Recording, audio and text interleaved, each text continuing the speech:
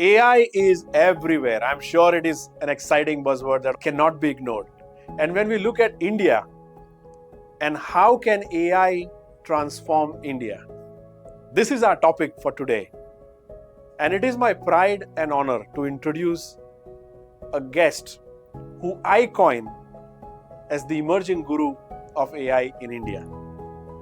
At the same time, a single most transformative technology that can change everything around us. And I wouldn't say that can change, it's already changing as we speak and as we talk. So AI now gives us an opportunity to make sure that every last person in the country gets access to those services. What AI is going to do is AI is going to again bring governance to your doorstep on an ongoing basis without humans having to go through that excruciating journey to provide that. Right? Enter AI.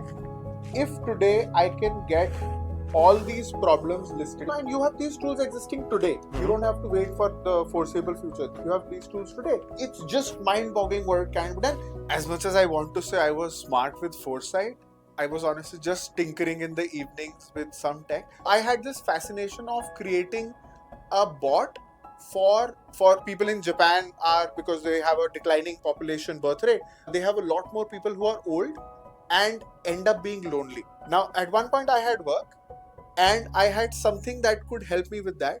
I think some random evening I was like, why don't I ask this to do my work for this? But I don't know as much because I didn't realize that the little knowledge that I have is so much useful to people, right? My repository of knowledge kept increasing through somebody else's actions. Whenever there was a problem, it was an amazing opportunity to learn. Okay, why is this not happening, right? Now, how do you get content for, let's say, 10,000 subjects within a year? That number would be very low because there aren't as many. A lot of people also retire. There's institutional memory that gets shifted in the Westminster system, right? Now, US has to negotiate with so many countries. We have to negotiate with so many countries. How do we build that capacity? It takes me less than 2 hours with less than 15-20 minutes of active effort. Wow. Because AI is working. So now I can create 3 courses on 5 subjects in an hour of active work. It's so strange that Britain did not win that war. It is basically Jaguar and Land Rover owned by Tatas. Now, the US did not have any stifling laws. And they started creating this entire bit where a Ford could run up to 20, 30, 40 kilometers over time per hour. I am so proud of the Indian stance that says we are going to make sure that AI is responsible. Let's say you're a ride operator, right? Any ride operator. You don't have to give names of people, but you can give me anonymized data on from where to where do people go at what time. Can we identify some amazing scale problems and then solve them using AI? So the India AI mission is doing a lot of promotion in that. There's also a skills component to this. In the Biden administration, they had passed, I think, the longest executive order in presidential history, which was the AI executive order. So I think India right now is doing a great job by ensuring that there is a safe space and you are clear on what are the boundaries, but you're not trying to draw a roadmap because we don't know how this is going to come about. That is because, see, we have the power of numbers, right?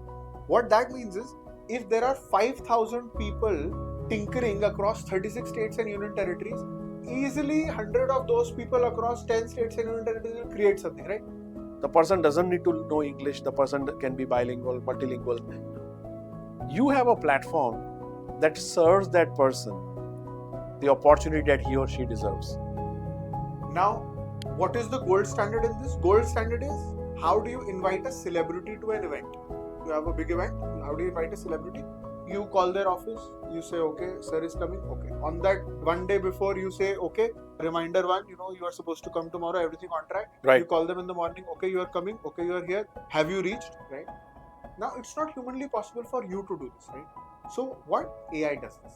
What AI can do now is, one, AI can treat the candidate as a celebrity and follow up with them whenever, on whatever frequency. AI is going to do your fit check and tell you these are the 10 CVs that seem relevant. These are the 5 people who will come every day to your office. These are the 3 jinka salary is matching. These are the candidates who will come and will not come. So you hire faster. The candidate feels better. Candidate also feels serious about the entire thing. And it continues to add value for India to grow better.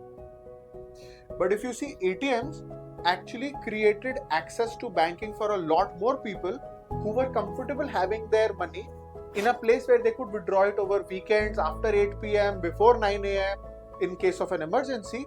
So banks had more money, so they opened more branches, so they needed more tellers. It's not intuitive. He has a gun, so you can hide the gun to an extent. Right. He can shoot a set of people, but maybe single digit or double digit number of people at a time. AI has potential to go undetected like a sniper.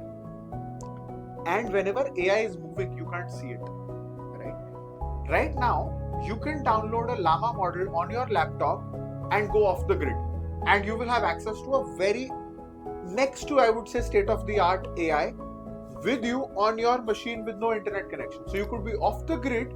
The counter is, I think the casualty number for that was very, minuscule. I think maybe nobody died, some people were injured. So the counter argument was, maybe ChatGPT did a great thing by giving him bad advice on an attack to save lives. You don't really implicate a Mercedes in case of an accident. You implicate the driver. Great technologies bring in greater opportunities, greater challenges, greater risks. There is a set of people in the world who are not yet digital.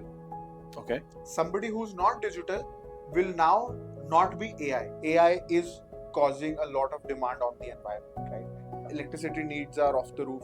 You have global warming that will accelerate. Anthropomorphism is a big problem. Despite telling people that this is a machine that you're talking to, they can't help but fall in love with it. And it becomes very hard to beat that for a human. Your human friend will have their own needs. Right. Your human friend will have their own schedule. Your human friend will have their own shortcomings also. An AI on the other side is always at your disposal. Always at your disposal. AI will never say, I need you to come with me. So all your Saturdays you can play golf. Right? And AI will never ditch you.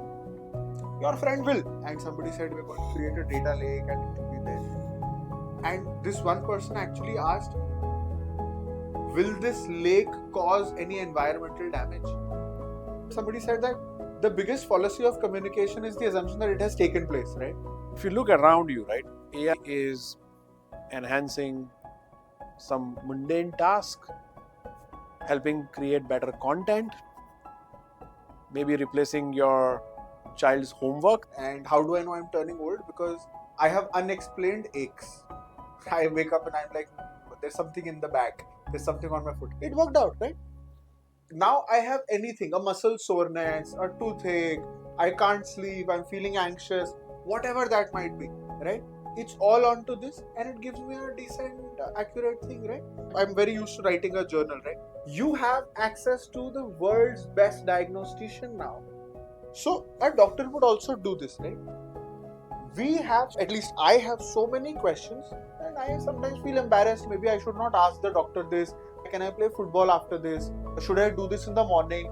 I think AI is just amazing at that. It's polite, it's there, it's not judging you. Even if it does, how does it matter, right?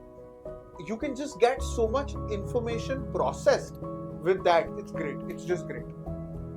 That's the only way any ecosystem grows. You see our Tamil Nadu ecosystem, Zoho was the banyan tree around which the forest grew. You go to Silicon Valley, you know that if you are trying to build something, no money, no pedigree, nothing. I think, first of all, congratulations. This is, as a fellow Indian, this is a great pride for all of us, having you recognized on a global AI front page. So, ladies and gentlemen, while AI can do a lot of great things, what it cannot do is click on the subscribe button down there.